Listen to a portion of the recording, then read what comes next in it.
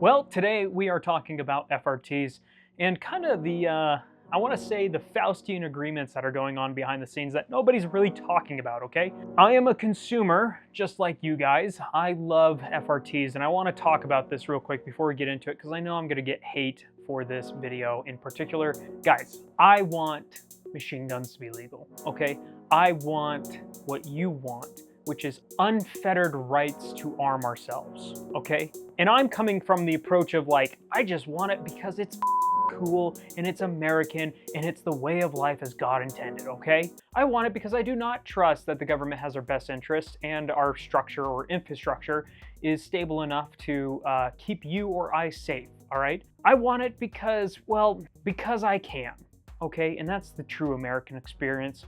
Because you can. I do want to talk about FRT specifically today and kind of go over from a different perspective. Instead of the perspective of like, yeah, these are cool, go out and like freaking chomp down on them. Maybe there's some caution to be had and maybe it's justified, okay? So let's briefly go over the history of FRTs in the last 5 years. Really, this technology is only like half a decade old at this point, at least in the public size. I know there's patents that go on deeper. I know there's potential technology that goes like decades prior, but let's just talk about the last 5 years since, I would say, Rare Breed introduced these things to the market in the first case. I want to give some context. At the time, it was about 2019, I was working for a retail shop and we got our hands on some of the first Rare Breed triggers to ever exist, to ever be pushed publicly. And the strategy at the time was to outpace the legislation, right? It's kind of the strategy right now, where a lot of the theory of FRTs is to get as many out there as possible so they become harder to regulate. And that was the origin story of the FRT. Working at a retail shop, there was potential deals to just stock shelves with these things. And honestly, the owner of the shop I was working at was super stoked. We tried the first early, like, I don't want to call them prototypes, the first early models. And yeah, they were quirky, they were very sensitive, but man, it was amazing. If you ever tried an FRT, you know what the feeling is, okay? I'm not gonna describe it too much because I don't want YouTube doing its YouTube things, but like, you know what an FRT is at this point if you tried one. And it was that experience, but like a beta version of that, you know what I mean? So a little bugs, a little quirky, but man, the fact that you could do this in a legal way was mind-blowing to me at the time. And again, this was 2019. So fast forward a little bit, these things get halted tremendously by the ATF. You know, they get cucked essentially, for lack of better words. And there's a big rush on anyone who purchased these things. We started seeing videos of people getting searched and seized, ATF breaking down the door, arresting people with these devices, or at the very least, just confiscating them forcefully. So it was not a great time for FRTs in between 2019 and where we are pretty much today, late 2024, 2025, which by the time this video comes out, it's probably the first week in 2026. But up until the last year, FRTs were kind of a hard no, and people were still making them irregardless. So I have notes here, and I'm gonna refer to these, but I wanna go over 3 main points. One of those is Rare Breed is not as evil as we all think it is, okay? I just wanna kind of address that. 2, FRTs aren't as legal as we want them to believe, okay? 3, performance increase is negligible, and you know, when people try to justify these things from a tactical perspective, it just kind of falls apart, and that's not the leg I would stand on if I'm defending FRTs, to be honest. 4, most FRTs are beta testing on their customers, so we're going to talk about other FRT manufacturers. And lastly, I do want to touch on this, why FRTs are still cool and we should still be promoting them, okay? So, number 1, Rare Breed is not as evil as you think it is. Look, I would not be doing business the way Lawrence is doing business, all right? I do not agree with this, but I'm just going to put this out there that yes, Rare Breed is acting as a ATF arm that is trying to slap lawsuits on anything that resembles even the slightest thing of a trigger, okay? I get that, and it's frustrating and infuriating and absolutely not the way I would go about doing business. However, keep in mind, for the last 4 years, almost half a decade, Rare Breed could not operate as a business and had to survive on, I don't even know, donations, charity, had to crawl its way through court to make a deal and agreement to not get these things banned in the first place. In an objective view, without Rare Breed, FRTs would not have been a thing at all. Well, that leap in technology and that leap in legal, how do I want to say, precedent is massive and cannot be understated. I feel like the negative outweighed the good very quickly when it came to Rare Breed. The fact that they won and they have a legitimate letter that says these things are good, these things are fine, with some stipulations, is a massive step forward. It gives us some leverage for the future. I don't think that this lawsuit in particular is a concrete blanket check that anyone can cash. I think that this, if you read the letter of the law or the deal that was made, it kind of only singles out Rare Breed. To me, that says that other companies need to do their own lawsuits and get their own permission to manufacture their triggers. Is kind of how a lawyer could look at this, okay? In general, a normal human being would look at this as a win and say, well, if this is legal, then this is legal, right? That's the normal way of looking at things. That's how things should be. But let's be honest, the ATF doesn't operate that way, and putting a strap on your stock makes it a brace, okay? This is the kind of agency we're dealing with. Take logic and critical thinking out the window and replace it with anal librarian behavior of 1,000 Karen. That's who we're dealing with here. That's the agency that is at play. Hey guys, I'm gonna cut in here real quick because I don't have sponsors, but what I do have is you, and you're so beautiful. You look like a camera with a lens attached to it. You're just so pretty. Anyway, I do have you, and I need you for something. I need you to subscribe. That's it. Just hit that subscribe button. Do me a favor. It would be awesome if you did. You would be awesome. I think your family would come together and just recognize how awesome you are because you did something today that was good. And that thing is subscribing down below. So go do that for me. Thank you. God bless. Look at you. You're so pretty. You got that beautiful lens hood on. Oh, look at you. All right, back to the show. So that kind of covers the Rare Breed, but there is one more thing I want to touch on, and that is their lawsuits. A lot of people are misrepresenting their lawsuits as just a bunch of hoopla slap lawsuits for patent infringements. I'll use Hoffman, for example, and again, I like what Hoffman's doing.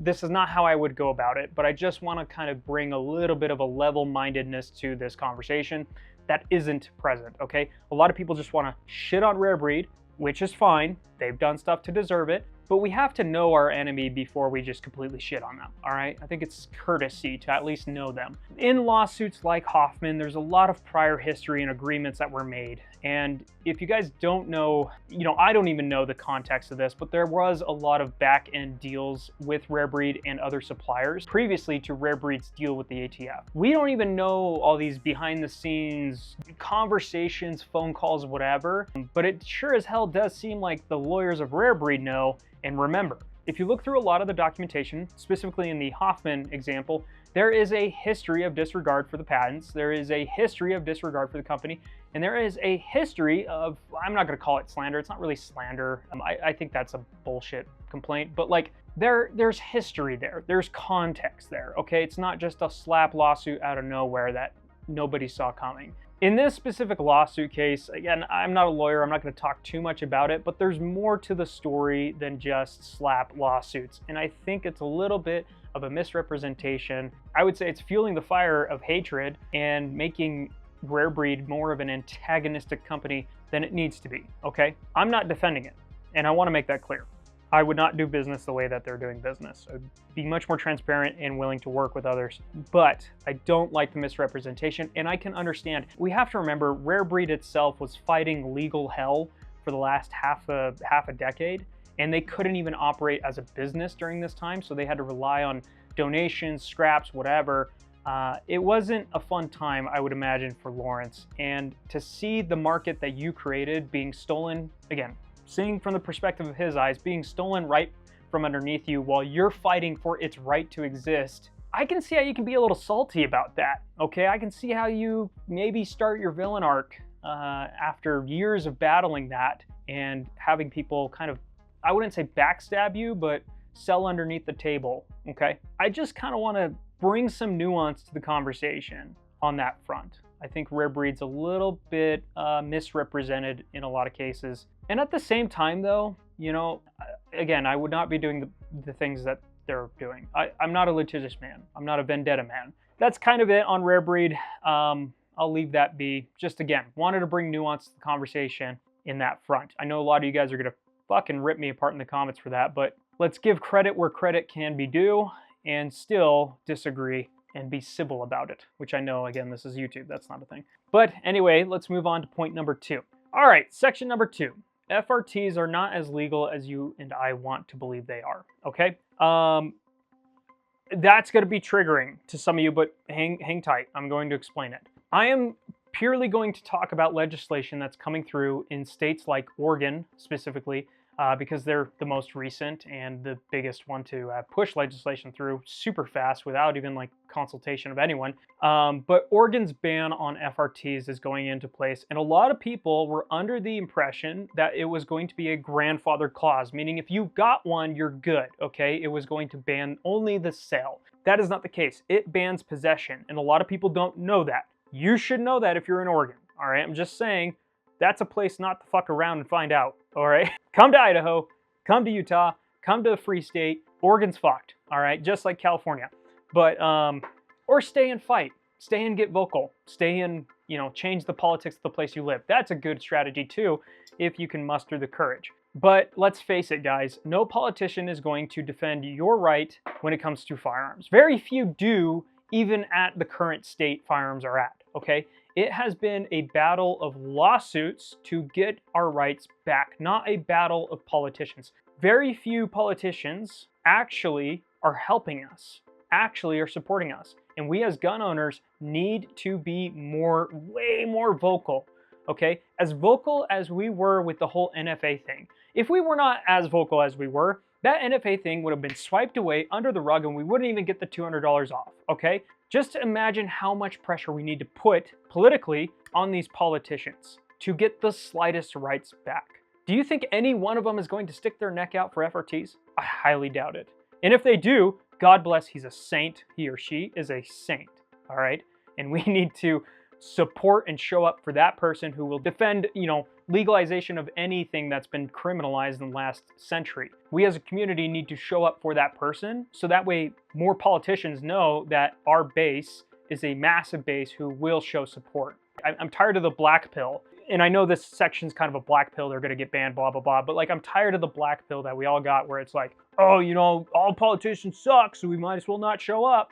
Well, no, fucking show up for the people who are actually doing something. How about that? How about that? How about show up and show that you can actually vote and make a difference, so that way they take this community way more seriously than they have in the past. The reason they think they can walk over you is because you don't show up. Anyway, that's my rant. But FRTs are not as legal as we want them to believe. It's kind of this section, and the reason I say that is because states' legislations are banning these things, and also the verbiage. If you read the verbiage in the deal that Rare Breed made, you'll see that there are very specific cases in which FRTs are not legal or considered legal by the ATF, i.e. pistols, you know, that kind of stuff. So just caution, okay, guys?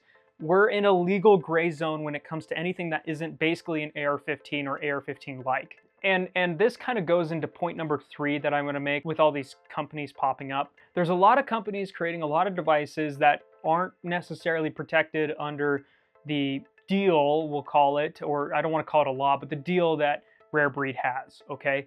So let's just kind of like maybe, you know, lawyer up, maybe put our lawyer caps on and reread some statements and be wise consumers when it comes to the decisions that you make when you're purchasing things and putting your name on an order. But let's move on to number 3. Performance increase is negligible and a waste of ammo. This is more of a logistical matter, but unless you have the economy of a small government contract, I don't believe any of you are purchasing enough ammo to make these things run, okay? FRTs, in all intents and purposes, are just fun triggers. They're just extremely fun. There's a case for hit probability. There's a case for repression, suppressive fire. There's a case for that. But all of us are just kind of goofing off with them, and they're super freaking fun. And I agree, they're very fun. I highly, highly recommend the FRT experience. Very, very awesome, especially the FRT experience in an APC 223. I know East Valley Tactical is doing those now. But yeah, the FRT experience is absolutely fun and insane. But from a tactical, practical application, in a self-defense application, let's just call it what it is.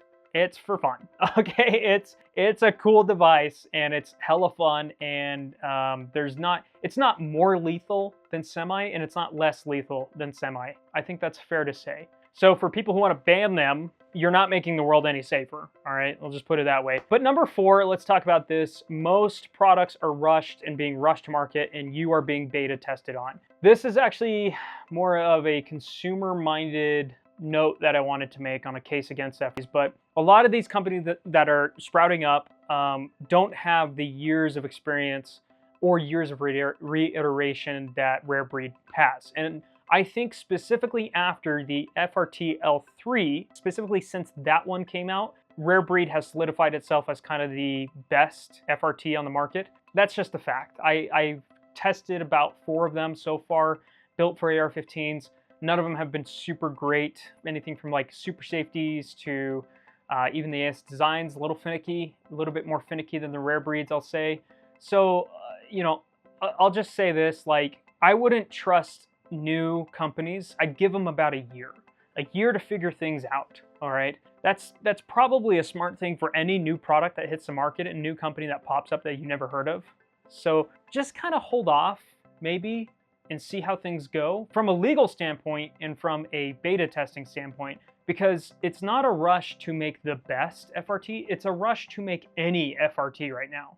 These companies are kind of just trying to fit as many platforms as possible with an FRT to proof of concept and sell it, and then reiterate along the lines after their customers have beta tested and given them data on what's working and what's not. If you're strapped for cash, don't be the beta tester. You can hang on. And I know there's a case against them getting banned, but like we talked about before, if they get banned, they're not going to get grandfathered. All right, so they're just going to get banned outright. So it's not like you're saving anything there. You might be missing out on the experience, but there's no harm in just kind of weathering a storm and seeing how things play out. Especially with a brand new market, brand new products, it's unpredictable, to say the least, okay? Now, number 5, I want to leave on this point because, again, I feel like it's very important that you understand where I'm coming from and the perspective I'm coming from. I want machine guns to be legal. I want the ATF to be abolished, and I would love for those agents to be doing jobs that are actually protecting the country, okay? I don't hate just to hate, and I actually believe that there is a chance that we can save this country and do some really good things in the world. I love FRTs. I love FRTs from the concept of we can do what we want because we're American citizens. I love FRTs because they're a big middle finger to corrupt legislation and people who don't know what they're talking about. I love FRTs for all the reasons that you do. They're fun, they're awesome, they're hella cool. They are the forbidden fruit being unforbidden. It's awesome. And I want these things to stay. I want these things to be around. They are not gonna make guns more dangerous or less dangerous. They are just different applications of the tool. I think FRTs have proven things that, again, a lot of people aren't talking about. And one of those things is how quickly our market can be to adapt. How quickly we can be as consumers to adapt. How tight-knit this group and community of shooters is. We all have the kind of group think mentality where, you know, we start shitting on something and then everyone else starts shitting on it, right? But yeah, I want to make it clear, I'm not bringing up these points to dissuade you. I'm bringing up these points because somebody needs to. I think you should approach this with a level-minded logistical or a level-minded logical mindset and determine what is best for you and your family. As somebody who puts his face out there and is not necessarily hiding, I do have concerns, and I do want to make sure that I stand on good merits for my family's sake and for my sake. I don't want you to be criminalized, and I don't want myself to be criminalized. I also don't like it when things are just half-assed and rushed. I don't like it when influencer marketing kind of just creates this groupthink mentality. I'm not bought or paid for by anyone. Rare Breed's not gonna fucking send me a trigger anytime soon. We've had to purchase ours. I'm gonna approach things much more logically, I think, than a lot of people. And especially when it comes to something that's so gray as FRTs. So just, you know, keep your wits about you, have a level-minded head, and don't be the idiot who fucks around and finds out. Well, I think I've pissed off enough people today. I'm sure I'm gonna get so much shit for this, but it is what it is, and I just want to kind of bring some arguments to light, what little voice I have. I have no idea if this video is going to even do well. Who knows? Maybe a few hundred people will see it. Great, cool. But my whole take again on this and purpose for this is just to kind of level the playing field when it comes to a logical decision, and a logical decision for a lot of you that you have to make. Hopefully it kind of balances things out, and hopefully it helps you make a wiser decision in your life and lifestyle and what you put online. So anyway, guys, really appreciate the viewership. If you made it this far, I hope you caught my little joke I put somewhere in this video. I'm sure I did something really funny. It was great, and one of you will catch it. Only like one of you guys caught my last one. Like only one of you in the comments mentioned it. So like, you know, just keep in mind, I'll try and do something stupid in every video that you can catch. If you catch this one, great. But let me know if I'm wrong in the comments below. I am fully open to being wrong, by the way. You know, I'm just an idiot who speaks with confidence. So I know that my stupidity is knows no bounds, and I would love to be more knowledgeable. And sometimes I get that knowledge in the comments by talking with you guys. So let me know your thoughts and opinions down below, and I will catch you guys in the next episode.